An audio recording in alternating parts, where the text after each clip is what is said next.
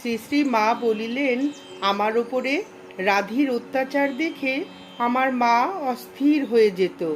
গজর গজর করে বলতো, নিজের পেটের তো একটাও হলো না, যত সব পরের ঝঞ্ঝাট নিয়ে কেমন করে যে তুই হাসি মুখে থাকিস বাপু তা বুঝিনে। আমি আবার মাকে কত রকম বলে তবে শান্ত করতাম। কথাগুলি বলে মা একটু চুপ করে থাকলেন।